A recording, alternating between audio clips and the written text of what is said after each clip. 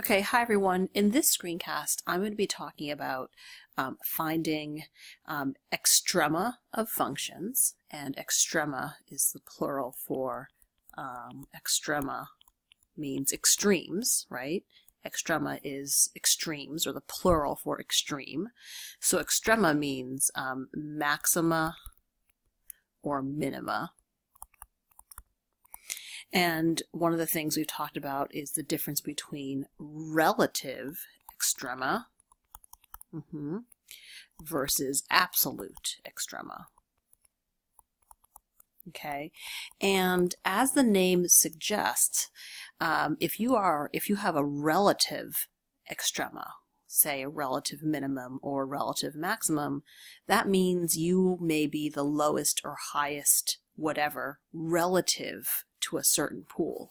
So here's an example. Maybe you're the best hockey player in your family. So relative to your family, you are the best hockey player. But that doesn't necessarily make you the absolute best hockey player, right? Absolute best or absolute maximum means like compared to every possibility. Okay, so maybe Sidney Crosby is the absolute best hockey player. I know that's open for debate. My point is, in the realm of functions, we know this. If a function, say, I'll just do a kind of classic polynomial function here, right? This one happens to have two end behaviors that are the same, both rising. There is one relative maximum, like relative to this area of the function. That's a high point, right? But in this case, because the function goes on forever, there is no absolute maximum, right? So this relative max occurs at some x value, and there is no absolute maximum value. Now, in terms of relative minimums, this is a relative minima point, right? That's a relative minima. This is also a relative minima because in both cases, those are minima relative to a certain area, right? In this case, relative to a certain part of the curve. But here, we would also say that this minima, this relative minima, is also an absolute minima. So this is kind of review. Some language, okay?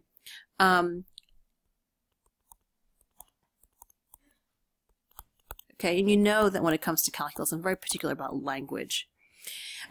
If you're asked the question, where does a relative maximum occur, right?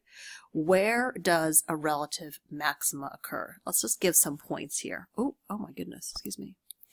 Let's say that this point here is the point 1, 11. Let's say this point here is 7, 2. And this point here is -5, -30. Clearly my scale is off, okay? I would say here, the language here is the relative max occurs, the relative maximum, a relative maximum of what, by the way? Yes, it's of this function, after all. A relative maximum of f of x occurs at, okay, if you're saying where a relative max occurs, you're saying the x coordinate, okay? Where a relative extrema occurs is at the x coordinate, okay? If someone asks you what is the relative max value, the relative max value of f of x is 11. So really important, the use of relative max value of where the relative max occurs at, right? If you're talking about location of a relative extrema, the location is the x coordinate. If you're talking about the value of the extrema, the value is the y coordinate, okay? Just some semantics, because this language matters a great deal. Okay, so this leads to my next question, which is, we've spent a lot of time talking about relative extrema. If I were to do a sign analysis of f prime, right? This is f of x. F prime is -0, positive, 0, negative, positive. And wherever f prime changes sign, right? So if I did this sign analysis here, let's just do it. Let's see. I'll do an f prime sign analysis. I know that at -5, f prime is 0. At 1, f prime is 0. At 7, f prime is 0. And f prime is neg, neg, neg, pause, pause, pause, pause, neg, neg, neg, pause, pause, pause, pause. And because of the way the sign of f prime changes, we know that there's a relative min at -5 and at 7, a relative max at 1. Okay? The other thing that's interesting is I'm going to hide the function here, right? If I were to ask you the question about absolute extrema, and let's say I'm going to hide the picture f of x, I'm going to say, do you know, right, like given the sign analysis for f prime, can you tell me where does an absolute max or absolute, okay, I want to make this a stand, I want it to pop in the world of fashion. I want it to pop. Where does an absolute max or an absolute min occur? Okay, and yes, Tyler, what's up? Can I play PS4? I know how to science. Okay, you haven't finished your homework. Yeah, I have. All of it? Yeah. Okay, well, I'm not done yet, so wait, you can ask me I later. know how to silence it. Okay, hush. Okay, so here's the question. Without having to sketch f, you can look at f prime and kind of look at this and make this motion with your pen, right? You know if f prime, first of all, if you look at this number line here, and you'd have to also know that, let's say you were given the equation for f of x. In this case, if we're looking at the domain of all real numbers, right? Look at my pen. If f prime is negative, you're looking at this. F is decreasing, increasing, decreasing, increasing. The fact that there's two arrows here at the ends means there is no absolute max. No absolute max, right? No absolute max, because the function rises to the left and rises to the right. Be careful. Notice how I see the negatives here. That means the function is decreasing, but a function that decreases is the same thing as, decreasing on the left here is the same thing as rising to the left, okay? And then here's my question.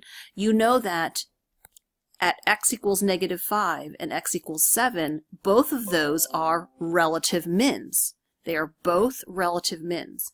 And if you look at the sign analysis, you know that these are both relative mins because of the way the sign of f prime changes. Relative mins at x equals -5 and x equals 7. My question to you is, how do you figure out if one of these is an absolute min? Yes, you need to look at, you have to compare the y value when x equals -5 and the y value when x equals 7, right? And how do you compare these? Well, in a situation, maybe you're given the function of f, right? Because we found f prime. Maybe you're given the function of f. You'd plug in x equals -5, plug in x equals 7 into the f function to see which one is smaller. And then the smaller relative min would then become the absolute min. Alternatively, maybe you're given a question where you have the graph of f, right? I mean, it's kind of a doofy question. If you have the graph of f and you can literally see it, there's no reason to do any calculus, but let's just kind of follow my logic here. F of -5 you can see is -30, and f of 7 is 2. -30 is less than 2, so of those two relative mins, we know that the absolute min occurs at -5. Okay? I don't think I'm saying anything that is like rocket science. We know all this. Now, we're going to continue this thought process. What about if I look at the question, a function like this? Maybe I want to look at a function that resembles something like this. Okay? So maybe this is a function f of x, and f of x has a domain of all real numbers, but I only want to consider f of x, okay, f of x to be considered only not on the entire domain of the function, which is -infinity to +infinity, but instead on a closed interval. Let's say -2 to to 11. And I'm going to make up where negative 2 and 11 would be. Maybe negative 2 is here, and maybe 11 is here. Okay? In fact, this part of the notes, boys and girls, you don't have to copy it down as long as you are really understanding what I'm talking about. Okay? So here I want to look at the function, but I only want to look at this part of the function and ask the question, does f of x have an absolute max or an absolute min? Right? Now, if I'm looking at just the endpoints, what do you notice here? Endpoints. I'm looking at just a closed interval. Closed interval means inclusive of the endpoints, right? If I asked you, is there an absolute max value of f of x on this interval? And don't forget, absolute max value means a point where the y value is greatest, right? Now, you're probably looking here and saying, this is a location of a relative maximum, okay? Relatively, in this part of the function, there is a high point. But if I look over the entire interval over which I'm told to consider, which is this interval here, the highest point occurs at an end point. Interesting. Now, again, what's interesting here is, if I think about this, right, looking at a closed interval, it is possible that, in this case, an absolute max, it was possible that I could have drawn it where this point was higher than this point, but I just happen to draw it here where the end point of an interval is higher, okay? So here, the absolute max occurs at x equals 11. Absolute max value of f of x occurs at x equals 11. Okay? How about an absolute minimum? And here I'm drawing to suggest that this low point is the same as this value here. Is there an absolute minimum value? Is there an absolutely smallest y value of this function f of x on this interval? The answer is yes, and it occurs twice. So this relative minima, because it is a minima relative to a portion of the function, and this endpoint when x equals negative 2, it just so happens they have the same y value. So here I have an absolute min of f of x occurring at x equals negative 2 and at x equals, I'm just going to make this up, it's called 7, and at x equals 7. Okay? Now, your question naturally is, so Miss Yam, are you saying that if I look at a function over a closed interval, there should always be an absolute max and an absolute min? And if I'm looking at an interval, at a function over an open infinite interval, open infinite means, literally, open means not inclusive, right? So here, the interval over which I was considering this function was negative infinity to positive infinity.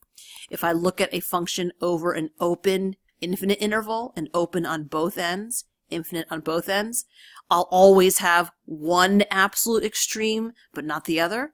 The answer is no. No for the latter. If you're looking at an infinite interval, it will not always just have one of the absolute extremes. But let's think about why, and then I'm going to come back to the first question I asked. Let's take a look at this sketch. Here I'm just sketching functions. Let's take a look at this function. Oh, here's a nice one. How about this one? How about this curve? Okay. Look at this function. This is f of x, right? Looking at this function, there is no absolute max and there's no absolute min because the function approaches negative infinity to the left, the function approaches positive infinity to the right, right? And yet I'm considering this function over the entire infinite interval, okay? How about this one? I'm going to throw you a bone. How about this one? What about... Okay, I'm going to throw you a juicy bone. And let's say this curve is f of x. And I want you to consider f of x on the interval of x from, let me label some points here. I'm going to call this 1, and I'm going to call this 7. Okay, on the interval of x from 1 to 7 inclusive. So I only want to look at and consider from here to here. Just this portion of the function. I think you would agree that the max value of f of x, the absolute max value of f of x, occurs at x equals 1. The absolute max value occurs of f of x at x equals 7. And here what's interesting is, because f decreases entirely over the interval, or I should say this, because f prime never changes sign between 1 and 7. Did you hear that, everyone? F prime never changes sign. If f prime never changes sign, that means f of x is always increasing over an interval or decreasing over an interval. And in this case, if you look at this, the absolute max occurs at x equals 1, absolute min occurs at x equals 7, right? How about this one? Let me throw you a even juicier bone. Consider f of x now on this interval. Not inclusive of 1. I'm going to highlight that. Not inclusive of 1, but inclusive of 7. So when you're looking at this interval, you're not inclusive of this point, right? Inclusive of 7. I think you'd agree, and you'd say that the absolute min still occurs at x equals 7. And I can almost hear someone in the class like Albert saying, well, the absolute max occurs at like 1.000000000000001, right? Okay, because you want to get as close as you can to 1 from this direction, but you know you can't get at 1. So you want to say, oh, the absolute max has to occur like the closest possible that you can get to 1. And guess what? It is impossible to get the absolute closest to this non-inclusive point. So in this case, under this condition, there is no absolute max, right? There's no absolute max. And I know that kind of defies, on some level, defies like what you want to logically say is true. So this is all kind of a lead up to asking you the question, well, so when we're doing the calculus of finding absolute extrema, what really should I do? You want to know the answer what it is, boys and girls? Here's the answer. Think. Okay? Just understand what's happening. There is nothing you need to memorize. And let me show you what an example is going to look like, right? Because here I just talked through different functions over different intervals, some infinite, some finite and closed on both ends, one endpoint inclusive, one not, right? You have to just think. Understand, always understand what the problem is saying, understand what the work you're doing is saying, and then the answer will reveal itself accordingly. Let's do a question together so you can see exactly what I mean. All right, here is kind of what a typical basic, I'd call it like JV/level 1 question would look like involving absolute extrema. Look at number A. It says, find the locations of any absolute extrema, that just means absolute max or absolute min, over the stated interval. Questions A and question B. Remember what I've said all along, everyone, ladies and gentlemen, that calculus is successful when you take the entirety of the story with you, all right? Now, I'm looking at A, and if I were not thinking, I would just dive right in without even regarding what kind of function f of x is. I would dive right in finding f prime of x. I would do a find all the first derivative critical points. I'd do a first derivative sign analysis. And if you did that, ladies and gentlemen, you would not be wrong, but you would probably spend 20 minutes all for naught. This question's asking for absolute max and min. What kind of function is this? Yes, polynomial. Polynomial function of degree 5, positive lead coefficient over the interval from negative infinity to positive infinity. Odd degree. What do you know about an odd degree polynomial function's end behaviors? The end behaviors are opposite. If the end behaviors are opposite, that means there cannot be an absolute max and there cannot be an absolute minimum. And look at that. I just answered this question without using calculus because I am thinking. How do we do this? How do we do math? How do we find absolute max, absolute minimum? Not by memorizing, by thinking, right? Okay? So this question, you would say, there are no absolute extrema because over the interval of concern, which is negative infinity to positive infinity, this polynomial function has opposite end behaviors. Therefore, to the right, the function will approach positive infinity, and to the left, the function will approach negative infinity. All right, number B. Same question. Find the absolute extrema over the interval. Infinite. Take a look at this. Polynomial function. Degree 4. Positive lead coefficient. Both end behaviors do what here? Yes, they rise. So right away, I'm going to say there is no absolute max. Okay? There is no absolute max. Let's write this down together. Because right and left end behaviors rise. Look at that. What are we using? Our brain. What did I say about how you do this absolute max and min stuff? There's only one way you do it, everyone. You just think. Nothing to memorize, just think. All right, there's no absolute max, but look, if the right and left hand both rise, right, there's got to be an absolute min somewhere. It's a continuous polynomial function. So now we search for the absolute min. All right, let's do a first derivative critical points search, and then find a first derivative. We'll do a first derivative sign analysis. 4x cubed plus 4. There are no points of non-differentiability. There are no points where the function does not exist. This is polynomial after all.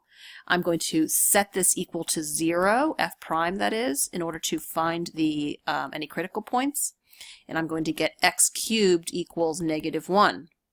That means x equals negative 1. Agreed? Okay. And no, you cannot stop here. No. You have to show that at x equals negative 1. You can't say, I have to show that at x equals negative 1 there is a min.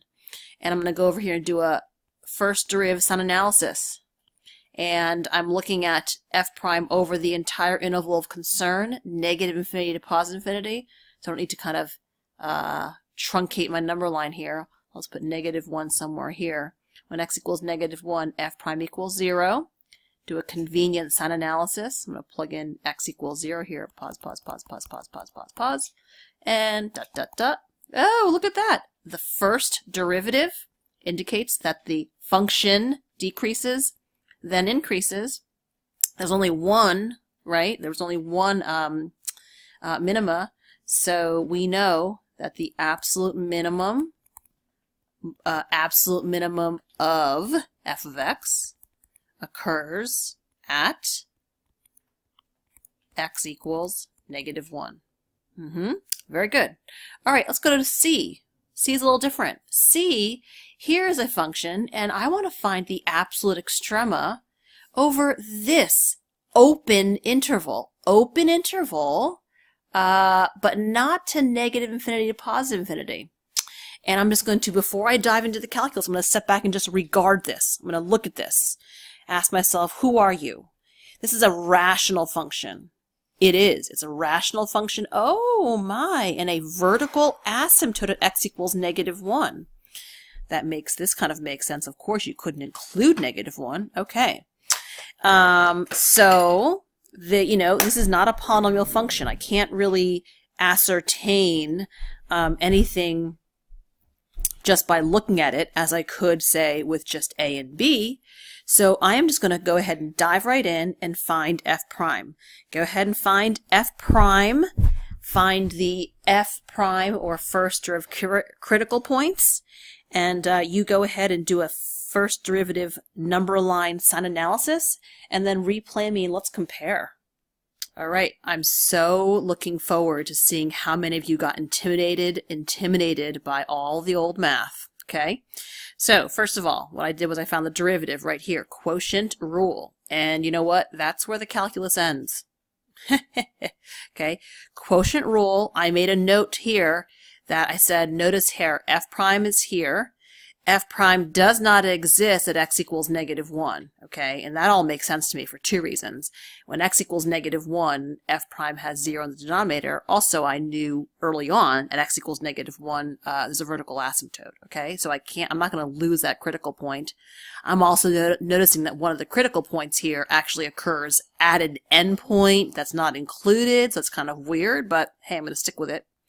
Any other critical points? I set f prime equal to 0. Look at that. And when I set f prime equal to 0, I know that 0 divided by anything will equal 0. So all I care about is when will the numerator equal 0? Quadratic equation.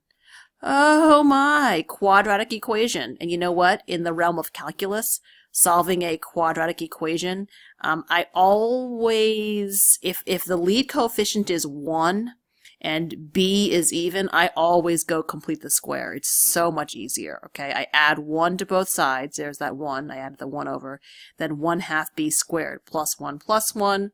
Complete the square. Boom, boom, boom. Taking the square root of 2 plus or minus root 2. This is not calcactive. Not calcactive.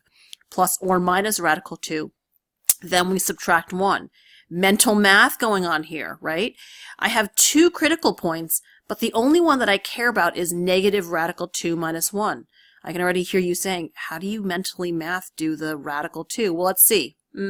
Radical 2 is between radical 1 and radical 4, right? Radical 1 would be 1. Radical 4 would be 2. So this number is like, let's say it's like, maybe this number is like 1.3. Okay? Negative 1.3 minus 1 is a number in this interval. Positive 1.3 minus 1 is not in this interval. So look, I only care about negative radical 2 minus 1. See that? A lot of mental math. Some people like to call it like common sense math, number sense math, right? Look at the math. So simple. So simple. And notice, this is not calculus. All right, here's my first derivative number line. Look what I did here. I reminded myself when I drew the number line that I only want to look at, right, this interval, -5 to -1. So I put those at the ends to remind myself that when I go and plug in numbers here to test signs, I can't go past -1 or -1 this way. F prime is 0 at this critical point. F prime does not exist at -1. And then if you're curious to know what number I plugged in like -2 for this interval. I actually plugged in -5 for this interval because I know at -5 it's not a critical point, but I could get the sign for f prime at -5. And I looked at f prime, you know, this is not bad, but in terms of figuring out whether f prime is negative or positive, you know what I could totally ignore? This denominator. Anything squared, it's always going to be positive down here in the denominator. So all I did was just carefully take a breather, right? Plugged in -2, I got negative f prime here, positive f prime here, okay? Now, what was the question again? Oh yeah, locations of any absolute extrema. Now, look at the sign of f prime. We're looking at any absolute extrema of f. Looking at the sign of f prime, this tells me that f increases, then decreases. Increases, then decreases. Okay? But these endpoints, remind me, not inclusive, right? So, the function f, judging from f prime, f increases, then decreases. So, absolute max of f occurs at x equals negative radical 2 minus 1. I like writing that absolute max of, okay? Don't just say ab max at. Absolute max of what? the absolute max of f occurs at x equals negative radical 2 minus 1. And there is no absolute min of f. You understand? Very good. Really good. Nice job here. Nice job. Okay, I'm going to have you do one and see how you do on it, and then you're going to play me to check it. How's this feeling? Is it feeling good? So good. So good. All right, here's C. D, rather. I'd like you to find the location, so the x coordinates of all absolute extrema of this function. Let's get some trig in here. Okay, plus cos x. And the interval over which you are looking is this one. Let's do a negative pi to pi. Okay, go ahead. All you, and then replay me to check your work. Okay, so here's the work so far. I just wanted to do a check with you. So here's f of x. Okay, here's me finding f prime, making a note to self that there are no points of non-differentiability. I set f prime equal to 0. Solve this by way of factoring. Sin x is factored out. You're left with 2 cos x minus 1. Factored expressions that equal to 0 means each factor you can set equal to 0 and solve. Sin x equals 0. Sin x equals 0. X could be negative pi, 0, or pi. Remember, I have to name these solutions on the interval. 2 cos x minus 1 could equal 0. This means cos x could equal 1/2. What angle x would have a cosine of 1/2 between negative pi and pi? Yes, negative pi over 3 and positive pi over 3. Look at that back in the world of trig. Negative 60 degrees, positive 60 degrees. Okay? I made a point, no points of non-diff. Then I went over here, did a number line, first derivative sign analysis. Here is me just making a note. I just don't want to forget that I only am concerned about the interval from negative pi to pi, and this is inclusive, okay? So I'm going to go ahead now and do a sign analysis, and you're going to meet me after you do yours. Okay, so look what I did here. This is my sign analysis. And you'll see that there's a max at negative pi over 3 and a max at pi over 3. And so far they're both relative maxes until I decide otherwise. But this is an inclusive interval. The endpoints are fair game. So I'm going to ask you, look at the sign of f prime. From negative pi, f increases. At pi, heading into pi, f decreases. So my question is, f prime, right, at negative pi, if at negative pi f is increasing, tell me what is occurring at negative pi. Is it a min or a max if f increases out of the gate? Yes, at negative pi, it's a min. Okay, 0, it's also a min. Now, heading into pi, f is decreasing. So at pi, it is a min. Now, in the candidate pool, not to be talking about elections necessarily, we want to find the locations of absolute max and absolute min. So you have two comparisons to do. In terms of absolute max, you have to compare f of negative pi over 3 versus f of pi over 3, right? In the candidate pool for mins, the location of the absolute min, you have to compare f of negative pi, f of 0, and f of pi. F, right? You have to compare the corresponding y values, all right? That part you can do. Go ahead and do it now, and we'll finish the job here, okay? I'll do it and then catch up with me. All right, here's the finished job, right? This was the function. Here is me comparing the function values, and here I notice that at negative pi over 3 and pi over 3, f of x is the same value. So absolute max, oh, here I am, of f, right, at x equals negative pi over 3 and x equals pi over 3. Absolute min, oh, I'm so bad. I deserve to be given detention. Absolute min of f, because I want you to say the absolute min of what? At x equals negative pi and pi. Okay, maybe some of you were really savvy, really keeping up on your game here, and you may have recognized that f of x is an even function, right? It has symmetry. And if you're looking at an even function over a symmetric closed interval, it would then make sense that locations of extrema would occur symmetrically, so to speak, okay? But that, if you did that, you get a big fat gold medal, all right? So that is a screencast, and I think also, as I promised you, I was only going to give you one problem to do, or maybe no problems. Should we make it no problems? Yeah, let's make it no problems. No homework tonight. Enjoy. You had a nice test. Tomorrow we'll have our long period, and we'll do some of this stuff tomorrow. All right, everyone? Enjoy your night. Enjoy your, well, whatever it is that you want to enjoy tonight. Enjoy your sources of enjoyment. And with that, I bid you good night.